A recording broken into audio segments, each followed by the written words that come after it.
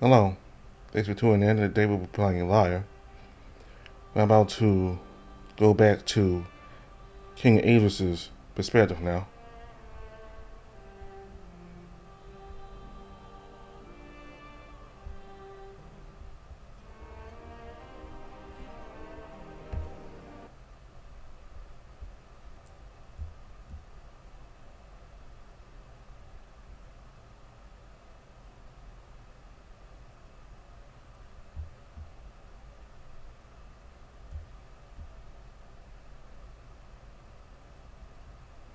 A chilly draft settles on the ground beneath Idris's hooves.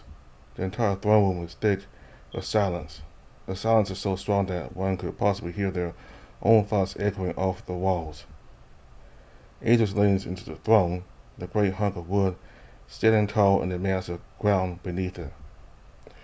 Royal guards clad in snowy white cloaks line the steps up to the tree-like chair, each facing forward. The sunlight bounces off of their armor. Elizabeth and Leaf are positioned on each side of the throne. Liz is on his right, sitting in a small chair placed on the step. She's looking at the ground, deeply lost in thought.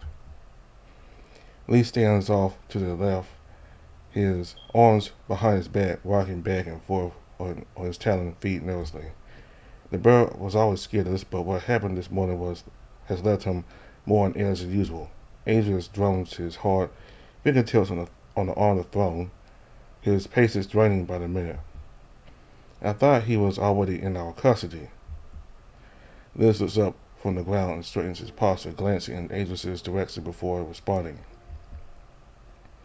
I'm sure they will be here any more now. You have to remember, they're not here to be put on trial.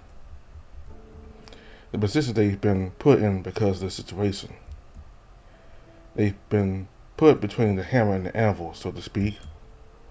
Respectfully, Elizabeth, I don't see it that way. They may not have been caught at the scene of my father's murder, but I feel they're trying just as hard to drag this kingdom into the ground. Your Majesty, I'm afraid I must agree with Minister Ring. Leaf tiptoes forward a bit, trying his best to keep eye contact but constantly glancing around the room. In my experience with him, he only seems to be a bit eccentric. That explains to me why he would try something so rash. I can't explain that. That is something I'm unable to gauge. But don't worry, we're going to find out. Angels takes a deep breath and slumps into the large chair. The fact that he would attempt something like this, everything adds up, but still so unpredictable. Not only that, but it could ruin everything. My only concern is that finding out might open up more problems. If it doesn't, more problems will sort of come our way regardless. I hope to. The sorceress responds, but she looks in the direction of the large doorway as faint footsteps can be heard approaching. Ah, good. Angel stands from the throne and watches as two castle guards walk in, their face stoic. The cat they're escorting, however, looks less than pleased. Even with his slightly annoyed face, Lord Kadaz walks confidently down the hall, following behind the two guards as if Kadaz's own Dresian guards followed behind him. The castle guards stop the Dresian guards from approaching any further as the cat makes his way up the hall. Kadaz stops a short distance from the steps up to the throne and throws himself into a bow, looking up at Idris and rising from his lower position. I had not thought to be summoned so abruptly, but when the guards insisted, well, I guess I had no choice. Your Majesty, was there something else that you needed from me? Idris toys with his gloves and looks down at Kadaz with a cocked eyebrow. Was there something had already requested of you, my lord? Well, I scarcely had the luxury of freedom, being able to go where I please and do as I like. I only assume that there's more restrictions you would like to put in place. So terribly sorry for the inconvenience, but as you know, we'll be needing you in the next couple of days, especially considering your role in all this. That's at least an hour. By the way, I'm so glad you decided to bring up the topic. It really does beg the question. Ageless gestures to the southern window. Why are you trying to leave? The words echo throughout the hall, rising up to the ceiling like heat in a cold room. That begs the question of how many flies you have listening in on my private conversations. The dad says this with a bit of levity, but nobody else is humored. He coughs and raises his paw in the air.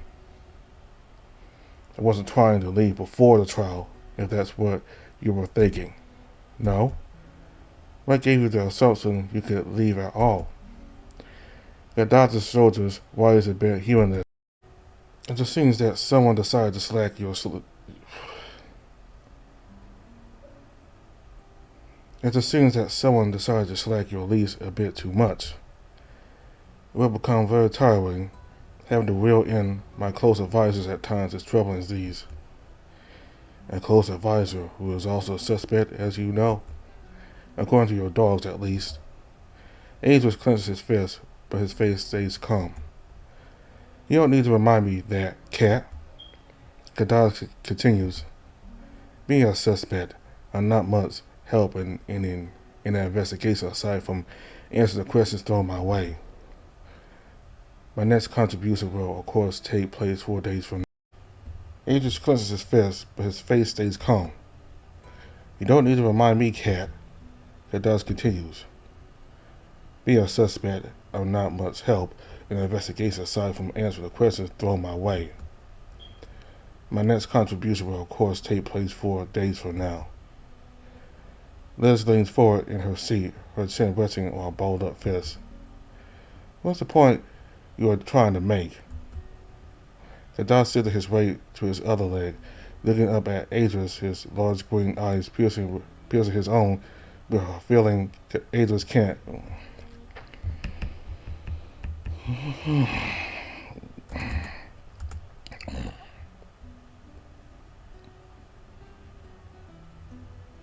Ageless clenches his fist, but his face stays calm. You don't need to remind me, cat.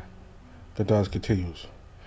Being a suspect, I'm not much help in an investigation aside from answering the questions thrown my way. My next contribution will, of course, take place 4 days from now. Liz leans forward in her seat, her chin resting on a balled-up fist. What's the point you are trying to make? The dog shifts his weight to his other leg, looking up at Ageless, his large green eyes piercing his own, with a feeling Ageless can't quite describe. I would think that reeling me in wouldn't be on your list of priorities. If you wish to take me on as a witness, I will be here. But right now, my usefulness seems to have run its course. At least not until the trial. Angel sits back down, running his hands along the arms of the chair impatiently. So you claimed you were only making plans to leave after the trial? In a way, yes. Whether you departed now or later doesn't matter. Even leaving after the trial still goes against our agreement with Dries. You understand this, do you not? Of course I do. Kadaz leans his head to the side, looking down on the ground with theatrical guilt plastered on his face. If it helps clear things up, I only wanted to be sure such options would be open to me when the time came. Then I was going to bring the proposition to you, Your Highness. Kadaz gestures to Ageless, who rises in his seat. That is a very peculiar story. Peculiar, yet true. That is one thing people would never expect from me, but I tell the truth quite a lot. To me, it doesn't make much sense to make such a proposal without first knowing whether my retainers will be able to make the journey so soon. I'm sure all of us have figured it out, but just to be clear, what is this proposal? Liz smooths out her robes and straightens her posture if to let Kadaz know that he has her full, undivided attention. I know that contact with Aaron and my own kingdom has already been made, but I feel that it won't be enough to cool the flames even after this business is settled with our unfortunate Iranian lord. He steps forward a bit. He just can't help but be intrigued by what he had planned. He knows that he can't be trusted entirely, but something about this cat strikes his curiosity. As Kadas tries to continue with his plea, a commotion can be heard coming from up the hallway. The racket gets louder and everyone stands and turns towards the entrance. The guards at the door stand at the ready, while two of them go out into the hall.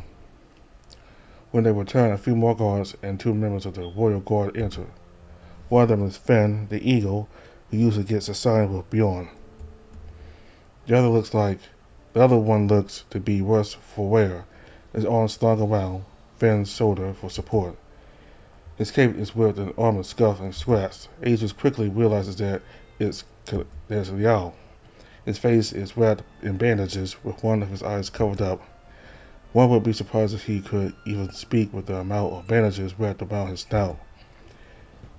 He seems to be able to walk easily, but his head slumping down into his fur around his neck shows that he's not entirely with it. Lyre scuttles down the steps up to the throne, making his way over to Lyre. Lyre pats Finn on the chest, and Finn lifts Lyre's arm off his shoulder, backing away cautiously and allowing Lyre to steady himself. What happened? Good Lord. Lyre was practically running circles around Lyre, shaking him, then making him bend down so he can get a good look at his face. Oh my, your wounds look terrible. These bandages look awful too.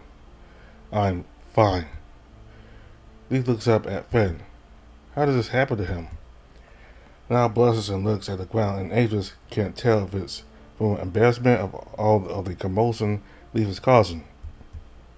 The wolf looks exhausted enough to make Aegis' concern almost match his curiosity. A villager found me at the gates to the castle and told me that Bjorn was attacking the captain in the markets. I quickly grabbed as many castle guards nearby as I could, and we made our way into the village. When we got there, Reed had been beaten to a bloody mess, and Bjorn was laying on top of him, unconscious. Reed was barely conscious, holding together the best he could. A few guards asked around, and the townsfolk said Reed was acting in self-defense. One villager said he went for a less violent approach, and once he did, it was over before they knew it.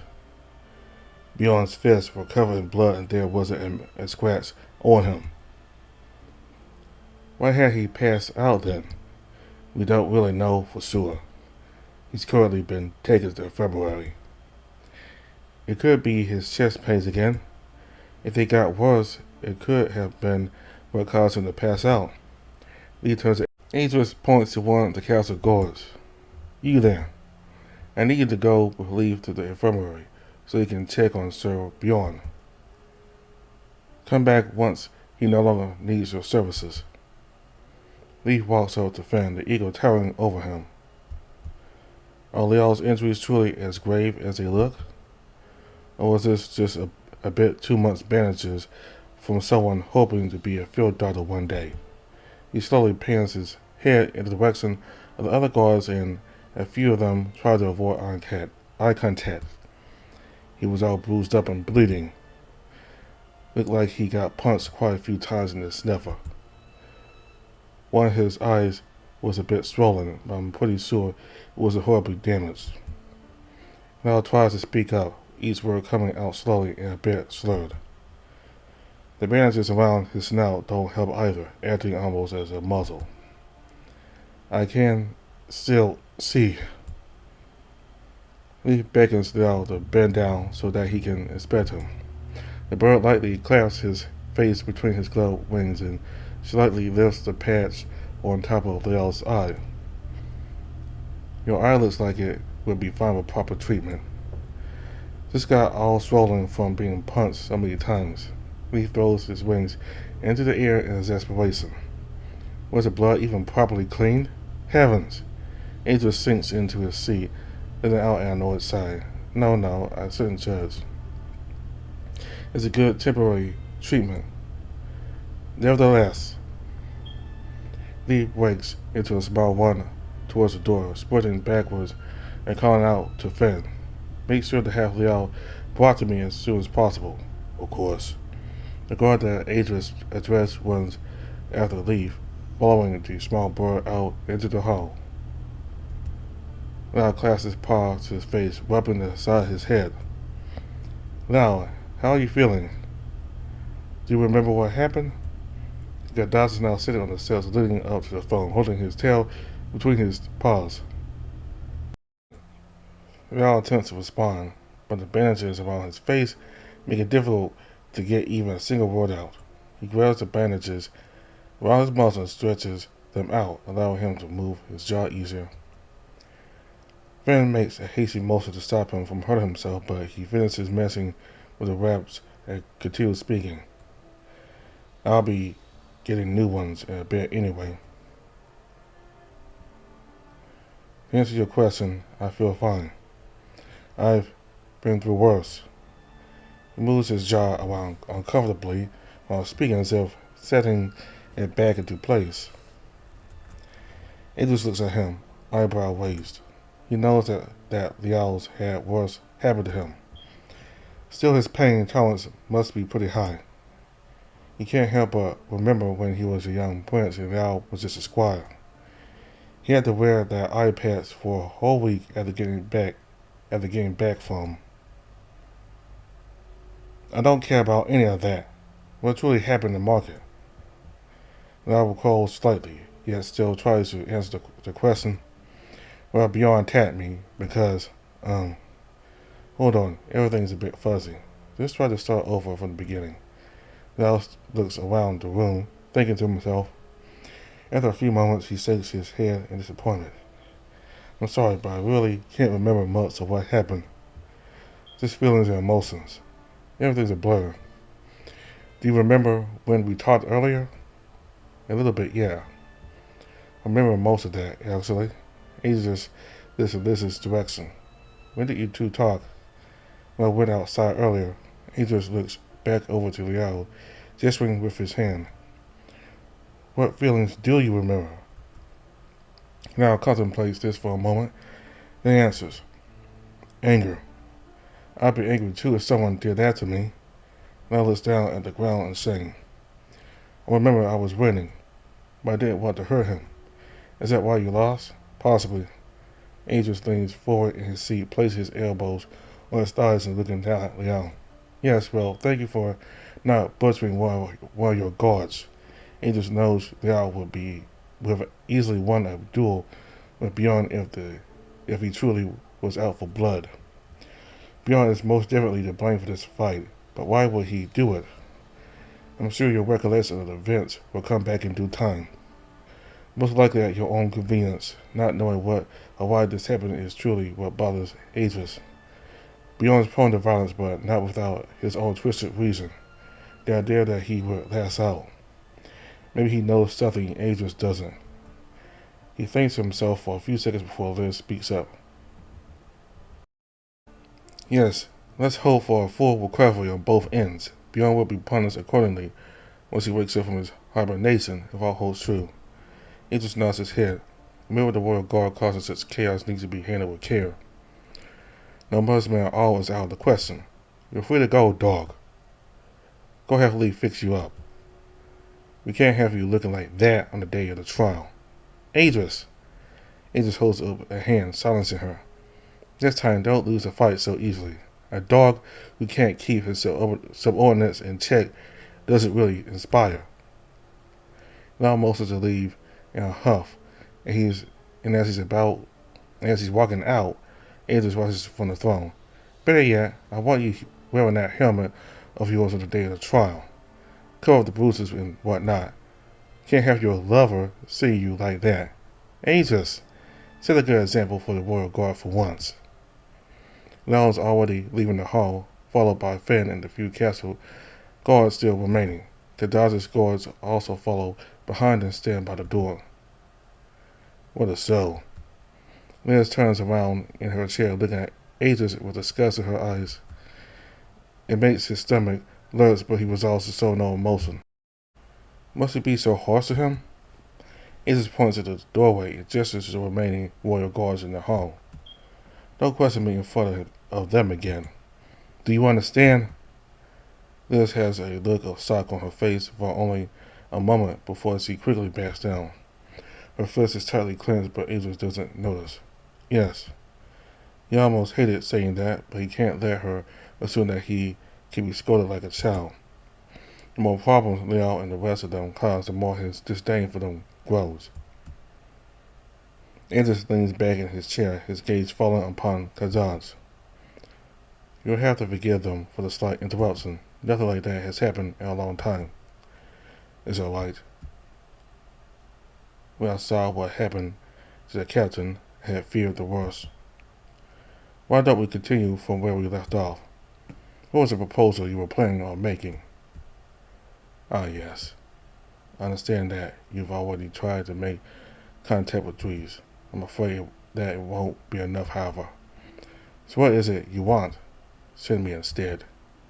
At the end of the trial, I'll leave the city and make for Dries. I can then speak with King Aaron personally, clear all of this mess up, and then return once the flames have settled. As you recently appointed Minister for Foreign Relations, I believe this to be the best outcome. Aegis lets out a quick laugh. How could we possibly be sure that you will return? There are two very simple reasons. I've spent quite a while there recently, I'm sure. Minister Wing can personally confirm those reasons are very true to our word. Our promise means a lot to us. Aegis looks to Liz, who progressively nods her head. I'm sure you're also aware of the other reason. That being, I'm not just faithful to one kingdom. Aegis rolls his eyes. Your faith in both Lyre and Dries is expected. Close, but that's not what I meant. I put my faith in all the kingdoms. I serve Tigran, not just the kingdom I'm currently helping. Kadaz takes a step up the stairs. Now do you understand? I wasn't chosen to come here by some king. I volunteered. Lyre's reconnection with Dries and Aaron is paramount if this kingdom wishes to heal the wounds that have been placed upon it. Those last words caused something inside of Aegis to break. He looks the cat in the eyes as if his gaze could pierce the back of the feline's head. Reconnection? Cooperation? Kadaz nods his head.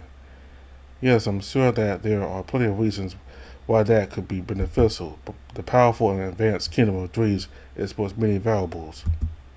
Gold, so plentiful that it covers the desert's simmering sands. Salt, that precious mineral that preserves our meats. Not only that, but it helps with the flavor too. Would you agree? Kadaz furrows his brow. I suppose. Granted, materials as sturdy as their people. Aegis welts his hand along the arm of the throne. I would like to add another pair of exports more common than those prior. His voice shakes a bit as he raises his tone. Weak-willed rulers incapable or unwilling to solve the problems they create, and bandits who travel this world stripping everything good from it. Excuse me, that's not the case. Wars have been started over words of less blood than yours. Your father heard you say such thing. He can't, and I'm afraid he never will. Neither will my mother. I find myself sitting alone in a court meant for many.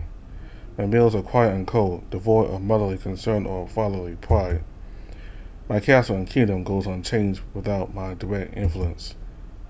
Between your absolute inability to solve even the most basic of issues and allowing your bandits and brigands to take my mother, as well as the obsessively unexceptional diplomat from Aaron conniving and conspiring to steal my father, I find myself utterly alone on this throne. As for war, what have we to fear of your martial might? You are incapable of disbanding barely armed peasants who would scatter like fleas if a real army descended upon them. My father offered what little assistance he could, but it sadly wasn't enough.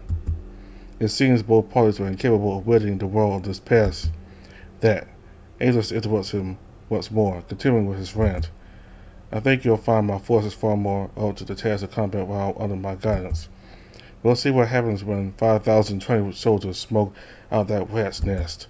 Aegis lets out a small laugh, which can barely be heard under his breath. There's an idea. Maybe I'll solve our little problem and clear the canyons myself. Kadaz's tail swishes side to side anxiously as he speaks up. Where are you going with this? Where are you going with all this? If you expect me to fight you on this subject, you're mistaken. Although I must strongly advise against causing tension between Dries and Lyre. Oh, don't worry. This is all purely hypothetical. I would never dream of doing such things without consulting my loyal Minister of War. He turns to Liz as he says this, her brow, her brow furrowed and face filled with concern, yet still managing to muster a weak smile. He will turn his gaze back to Gaddafi. I'm merely calling out the weaknesses of your kingdom. You understand what I'm saying, correct? The healing of the wounds left in his kingdom is inevitable, while Dries and Aaron continue to let their own wounds fester. It's as if they have much more important things to worry about. Adrian swings his legs to the side, reclining into his seat further. I can assure you, I will bring peace to this kingdom if it's the last thing I do. Gaddafi gives a worried yet determined look, his eyes glinting in the light from outside. Do as you wish, your highness, but what is your verdict on my proposal? Adrian sits on the throne, silently thinking to himself. Letting the cat leave after the trial could serve to be useful. It depends on how things turn out in the end. Very well. You want to return home so badly? If all goes well with this trial, you may do so. Gaddafi looks up, his ears rising. I have your word. Yes. Very well. The cat bows slightly. You're dismissed. We'll speak of this later if all goes according to plan. Gaddafi gives another bow in both Elizabeth's and Adrian's direction. Minister, Your Majesty, I await the next chance we can speak in this manner. His tone of voice is very curt, and Adrian can tell he's angry, yet satisfied that he's got his good outcome. He walks towards the exit, his tail curled between his legs. His guards quickly follow behind him. Once again, the room is occupied only by Adrian, Liz, and the royal guards, with Leaf being the only one missing. Adrian sits unmoving on his throne, his chin resting on one hand as the other grips the arm of the throne. The guards stand at attention as the footsteps retreat into the distance, their bouncing echoes dying out until the only sound is the scream of silence. It bounds up and down the hall until even the hardened guards must shift in their armor if just to dispel the lack of noise. The king, however, stays as still as a marionette cut free of its strings. The banners are such an obstacle for the foolish and the fearless, are they not, Liz? I suppose. Andrews looks down upon his guards. Sir Terran, will you be so kind as to find one of the servants? Tell them to retrieve the headsman. They need to visit with the accused like they usually do. Give them solace and renew their faith, saving them from their sins. Or maybe not, religion was never my expertise. Haven't done it either way. Sir Terran bows and strides out of the hall, their cape fluttering behind him. Aaron watches on with a dry look upon his face. Liz sits next to the throne, straight-faced and stoic like a statue, yet her eyes tell a different story. Adrian can't be bothered, however. The two of you in the front can stay. The rest of you are dismissed. The guards turn on their heels and walk out of the grand room, their clattering as they trail off. Only two of them stay standing in place, still as statues. Liz rises from her seat and leaves through one of the doors behind the throne. It slams behind her with a loud thud. The room is drowned in silence once more. Angel closes his eyes and reclines into the throne. His chest feels heavy, but his mind is focused. Too focused to rest. It feels as if he's running without moving his body at all.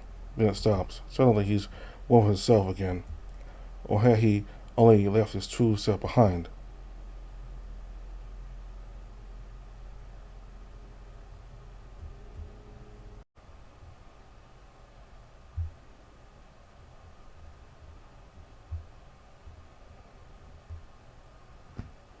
Okay, so we're about to go back to Winter's perspective next time.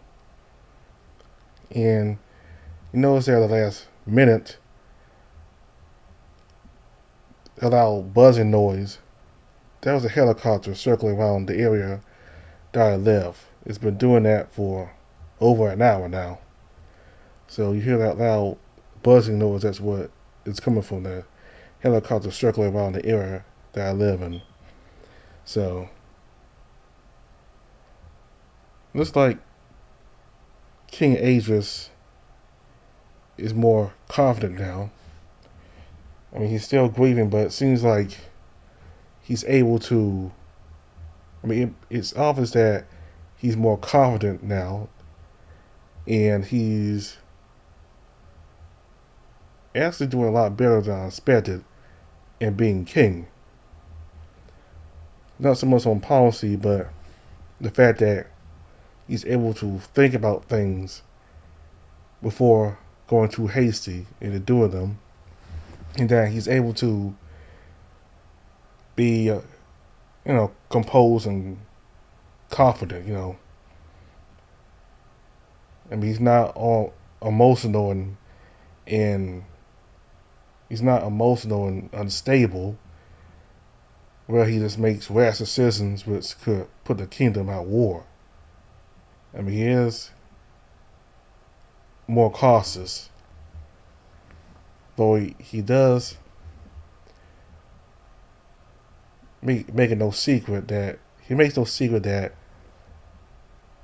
he believes that both Dries and Aaron are conspiring against Lyre. He made that clear to Lord Gadaj. And it seems that a lot of people, not everybody, but a lot of people on Lyre believe that as well. So his attitude is an entirely different self from that of King Raynor, who was more relaxed and more professional and just more welcoming. King Idris is more angry, more stern, always expecting people to give him respect, and he's more stern and more cold. So that's the big difference between him and his father. So next time we're going to go back to Richter's perspective again. And I think this is chapter 9.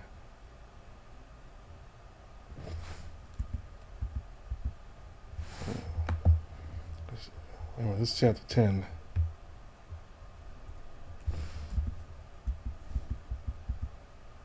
Okay, this is chapter 10, okay?